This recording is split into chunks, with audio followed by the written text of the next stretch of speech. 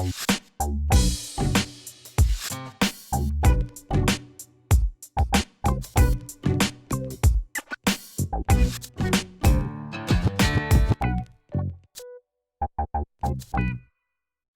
bonjour Guillaume. Bonjour Véronique. Tu es prêt à te prêter au jeu? Tout à fait. Parce que du coup, tu es passé de réalisateur à interprète. Ah, faut savoir tout faire de nos jours. Et oui, c'est vrai qu'on trouvait ça intéressant, toi et moi, qu'on puisse aussi se prêter au jeu. Donc moi, je repousse un petit peu, mais pour toi, c'est maintenant. Mais ça, ils ne le sauront pas que tu repousses. Donc écoute, je vais te... Enfin, c'est surtout pour ceux qui vont nous écouter. Je Tout vais à fait. replacer un petit peu le cadre de tout ça. Déjà, je suis contente de faire ce projet avec toi parce que ça fait un moment qu'on essaye de savoir comment on peut travailler ensemble. Exact. Et qu'on expérimente. Et là, c'est une nouvelle expérience. On y arrive. Voilà, c'est ça. À défaut de pouvoir organiser ces événements-là en présentiel sous peu, autour d'un moment On convivial. espère très rapidement. Ouais, exactement. Donc le but, en fait, si tu veux, enfin le contexte plutôt de ce projet, c'est venu d'un triple constat. D'une chose, c'est que déjà toute petite, j'adorais qu'on me raconte des histoires. Donc ça, c'est une réalité, j'ai toujours aimé ça. J'écoute avec beaucoup d'attention en général. Et après, c'est une expérience aussi de 20 années dans les RH où je me dis, mais j'ai été témoin de tous ces parcours de vie, plutôt professionnels évidemment, hein, mais il y a beaucoup de porosité entre les deux, donc, et de pouvoir visualiser les états de passage, les décisions, les renoncements aussi. Et du coup, je me dis, il faut que j'ai pas envie de les garder que pour moi, j'avais envie de les partager. Et du coup, on s'est dit qu'on allait justement pouvoir en faire quelque chose. Et à ce moment-là, tu te souviens, je t'ai parlé des bibliothèques humanistes, qui est un concept danois, qui justement consiste dans le fait de ne pas emprunter un livre, mais quelqu'un pendant 30 minutes, seul ou en petit groupe, pour qu'il se raconte. Et pour moi, l'art de se raconter, c'est vraiment un art, comme ça on dit. Et aujourd'hui, même si on n'a plus le droit de se rencontrer, on peut au moins le faire à distance ou cette distance-là. Mais tu vas pouvoir nous raconter ton histoire. Je me souviens, je t'avais demandé un premier défi, c'était de choisir un titre d'ouvrage. Oui, en effet. Alors, vu que tout à l'heure, tu en avais encore 3. J'en ai toujours 3. Mais il y en avait un qui restait un petit peu plus que les autres, à savoir une succession de non-choix finalement.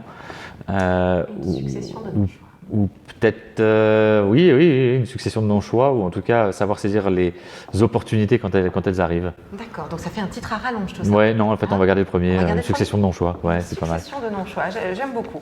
Donc là, l'entretien, comment ça va se passer? Je me suis inspirée des travaux de Campbell qui ont été repris par un coach qui s'appelle Robert Dills sur ce qu'on appelle le voyage du héros.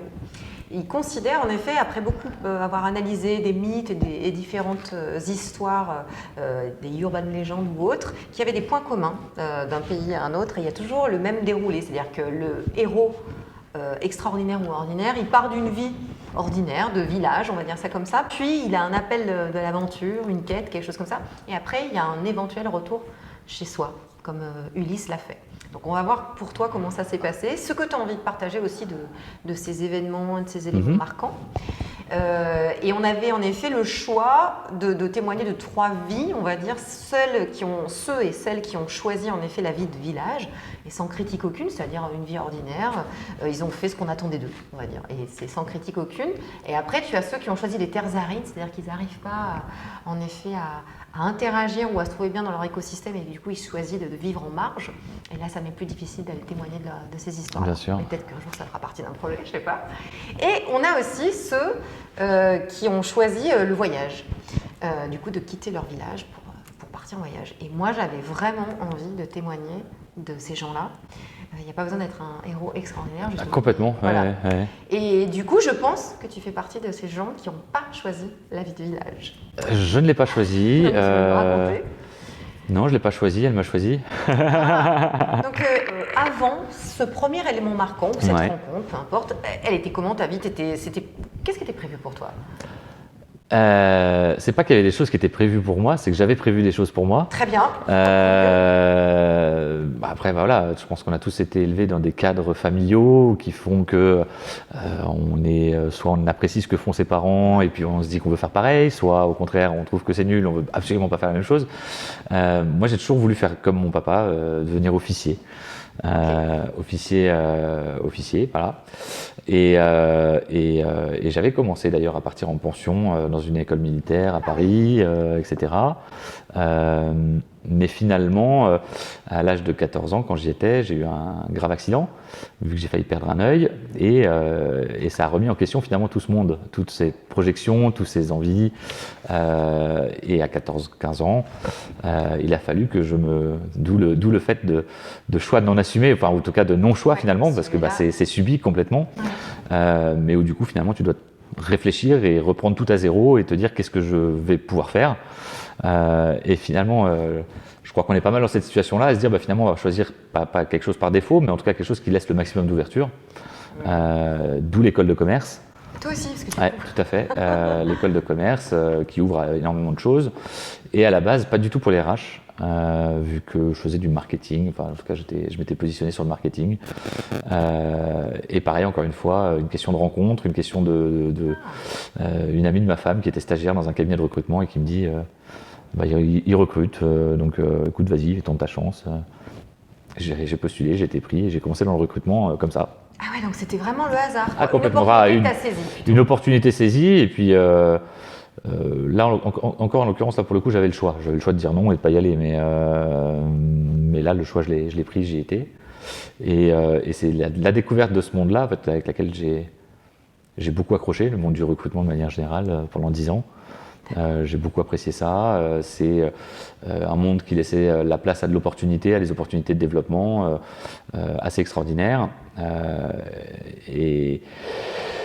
Et c'est un monde qui a quand même pas mal souffert, notamment en 2008 avec les différentes crises financières qu'il y a eu.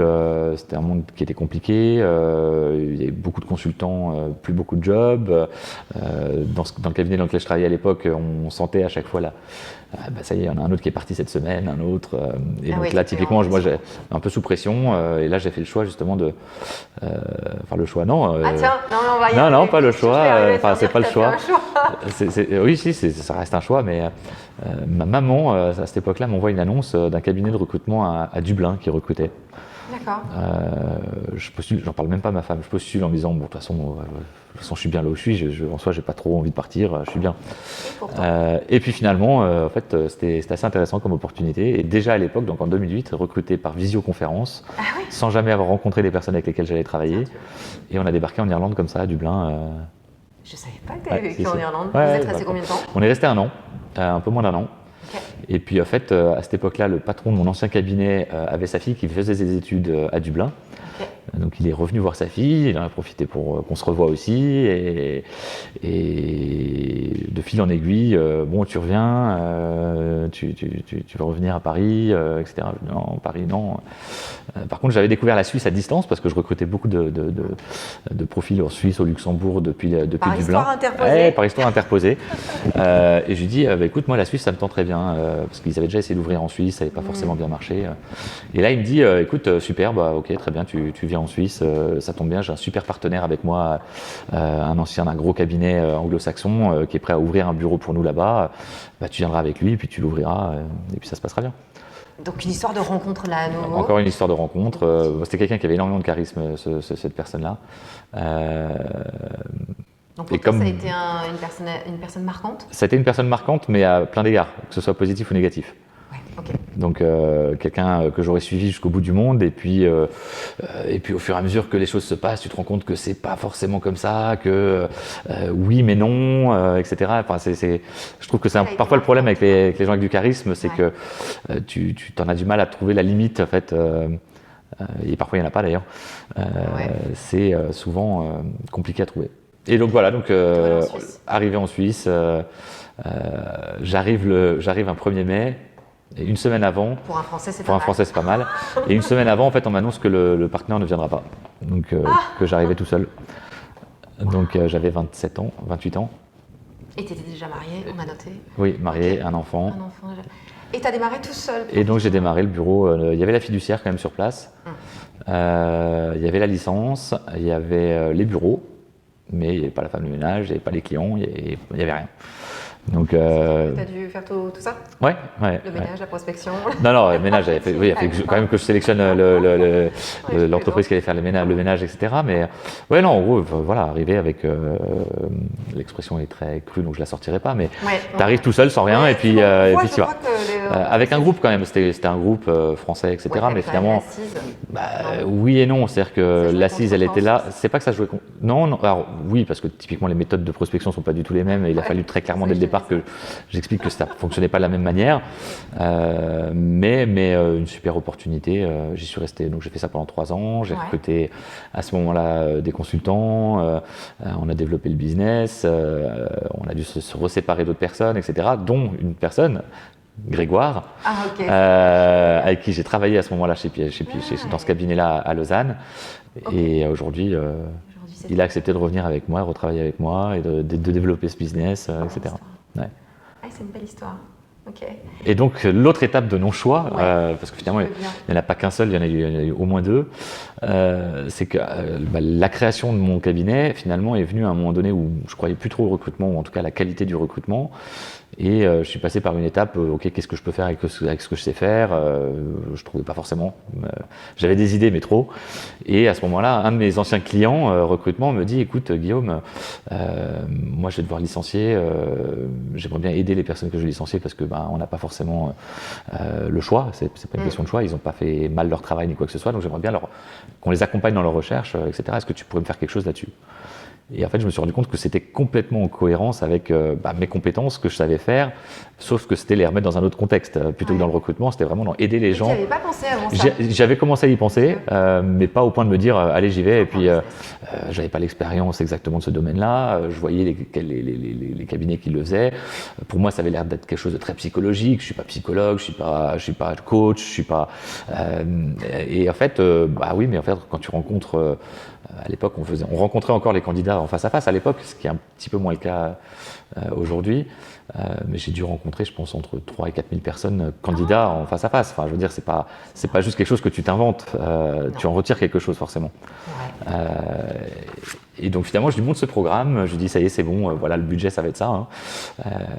Il me dit, ok, très bien. Donc je monte la société en 15 jours, les statuts, tout ça, enfin tout le côté administratif. Donc te voilà entrepreneur. Me voilà entrepreneur et puis comme dans toute entreprise, il y a des choses parfois qui ne se passent pas comme prévu. Finalement, il n'a pas le budget pour faire appel à ce type de service. Alors que tu avais tout monté. J'avais tout monté, tout était prêt. J'avais des programmes qui étaient un peu balbutiants, mais j'avais le contexte, j'avais la texture, j'avais le contenu, j'avais tout, mais finalement, j'avais pas le client qui me permettait de me lancer. Qu'est-ce que tu as fait de ça alors, de cette première porte-là ? Écoute, c'était déjà fait. Donc, de toute façon, j'avais l'entreprise, j'avais tout, donc j'allais pas m'arrêter à ça. Je sais pas, d'autres auraient peut-être fait d'autres choix. Peut-être, oui. Là, en l'occurrence, j'ai repris le b.a.-ba de ce que j'avais appris en recrutement. J'ai pris mon téléphone, j'ai pris mon LinkedIn. Non, l'école de commerce. Non, mon école est top. J'aime beaucoup mon école. On a des super activités de réseautage, etc. Mais je veux dire, c'est pas ce que tu apprends comme étudiant sur les bancs de l'école. C'est les stages. C'est pour moi j'ai toujours été moyen dans tout parce que tant que j'avais la moyenne, moi ça me suffisait. J'ai jamais cherché à exceller. Et d'ailleurs, peut-être que ça se ressent aussi aujourd'hui. C'est-à-dire que moi, mon objectif, c'est pas de monter la future multinationale de l'outplacement. Moi, l'aspect boutique, l'aspect artisanal, c'est quelque chose qui est hyper important pour moi. Tu vois, là, aujourd'hui, maintenant, j'habite à la campagne, j'ai du terrain. Moi, c'est ça finalement c'est le côté un peu artisanal, un peu. Tu veux garder ça. Je veux garder ça, complètement. Okay. Donc voilà, ça fait partie Et donc j'ai pris mon téléphone, j'ai pris mon LinkedIn, j'ai prospecté dans le dur.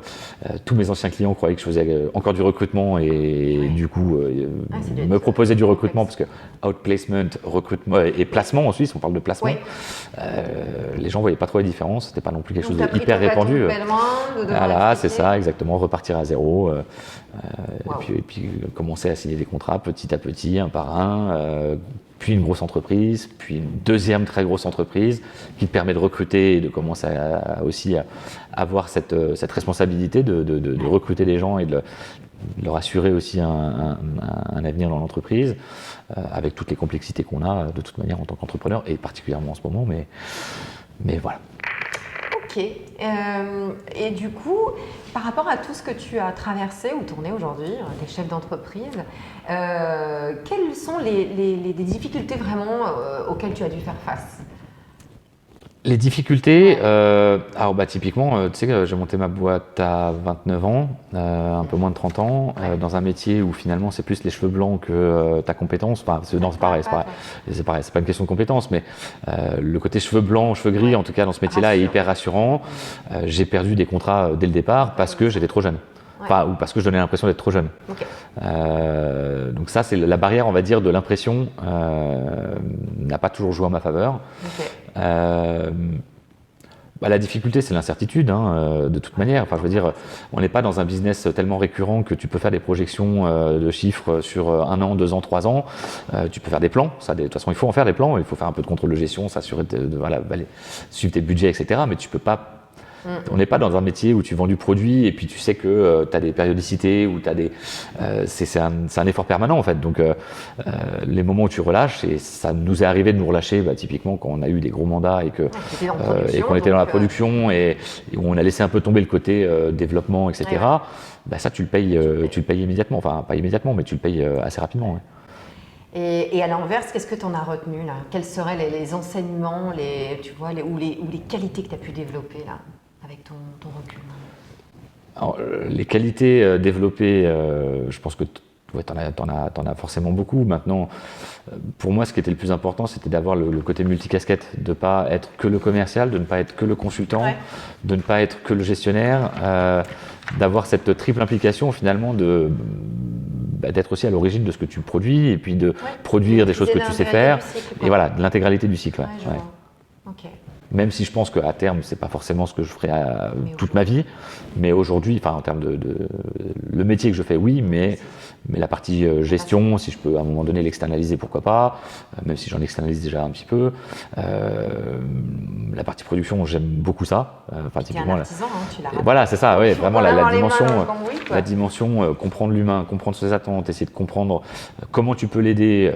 Parfois, tu ne peux pas l'aider, mais du coup, vers qui tu peux rediriger, etc. Et puis même, je pense être quelqu'un qui aime chercher des solutions. Je ne suis pas quelqu'un qui aime apprendre. C'est ça qui est, je pense, c'est peut-être la seule différence qu'on a, une grosse différence qu'on a. Tu aimes beaucoup apprendre. Moi, j'aime pas. J'anticipe déjà sur ma dernière question. Non. Tu sais, c'est ma dernière question. Ça aurait été. Ah oui. Non, alors non. Là, en l'occurrence, c'est. Moi, j'aime pas apprendre. J'aime pas me poser derrière un tuto ou derrière une conférence, assister à une conférence. Ça m'intéresse en fonction du sujet, etc. Mais je le fais pas pour apprendre. Je le ferai par plaisir d'entendre quelqu'un me parler de quelque chose qui m'intéresse. Okay. La finalité, c'est pas l'apprentissage. Pour moi, l'apprentissage, c'est une question d'expérience. Tu l'expérimentes pour l'apprendre. Et du coup, typiquement, c'est pour ça que moi, ce que j'adore, c'est, tu vois, quand on crée des vidéos, ce genre de choses, aller voir les outils qui sont développés, qui peuvent permettre de faire des choses. Mais là, dans ce cas-là, c'est pas suivre un tuto, c'est c'est vraiment expérimenter, aller le faire pour moi d'abord, et puis après me dire, ça peut peut-être servir aussi aux personnes qu'on accompagne, etc. Je suis plus dans cette. Moi, apprendre, ça m'a toujours embêté. Donc, en fait, t'as pas envie de faire mon doctorat? Ah non, ça très clairement pas. Non, je t'admire pour ça, mais je ne pourrais pas. Je pense que, tu vois, et j'en parle de temps en temps aussi avec Grégoire. Grégoire est quelqu'un qui aime apprendre. Et on s'est vachement bien trouvé là-dessus. Grégoire est quelqu'un qui aime apprendre. Il aime prendre des cours de cuisine, il aime prendre même pour la cuisine. Moi, je vais aller lire la recette et puis après, je vais la faire. Et puis, ce sera pas tout à fait pareil, c'est pas grave. Je vais pas vouloir faire exactement comme on m'a appris à le faire, etc. C'est un levier. C'est un levier. Ouais. Si tu pouvais te retrouver coincé dans un ascenseur et toi, t'as pas le droit à l'escalier. D'accord, ok. Tes prédécesseurs, qui c'est que tu choisis? Coincé dans un ascenseur. Ouais.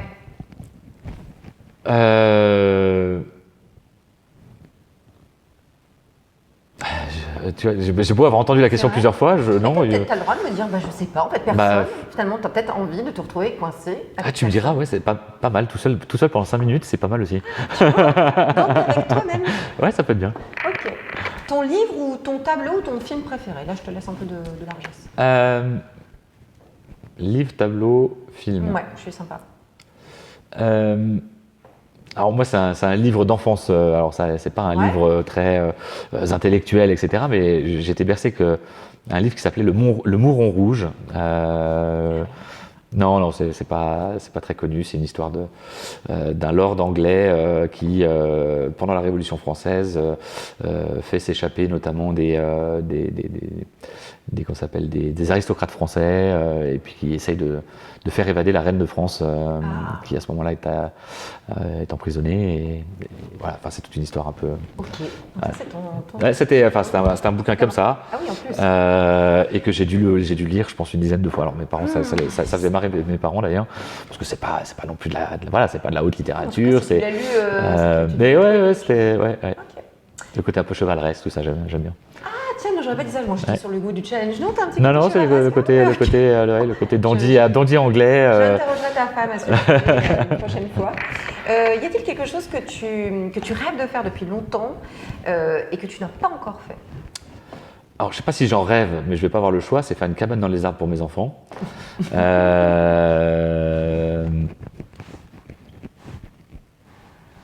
Non, après, si, c'est avoir un moment en famille, en couple, où je peux déconnecter complètement, et je le fais pas assez. Ok, donc tout à l'heure, tu avais besoin d'un moment avec toi-même dans l'ascenseur. C'est ça, ouais, et puis de temps en temps, tu as quand même aussi besoin d'avoir des... ouais. Bien sûr, avec tes proches. D'après toi, quelles sont les 3 choses qu'on a en commun? Donc, pas l'apprentissage. Pas l'apprentissage. Non, je pense qu'on a le goût de l'aventure, l'envie d'essayer de faire des choses, de vouloir faire des choses. Ouais. J'espère l'authenticité, alors c'est un peu égoïste, enfin en tout cas pas égoïste, mais un peu. Mais je pense avoir présomptueux, mais je pense avoir vraiment cette dimension authentique et de vouloir cultiver cette authenticité, comme toi. Et puis, je pense à côté de ça, le côté un peu bon vivant aussi. Mais ça, en ce moment, c'est compliqué. Ouais. Ok, bon, bah merci Guillaume. Mais je t'en prie, avec plaisir. Et je m'étends pour toi. Parfait, on est nickel.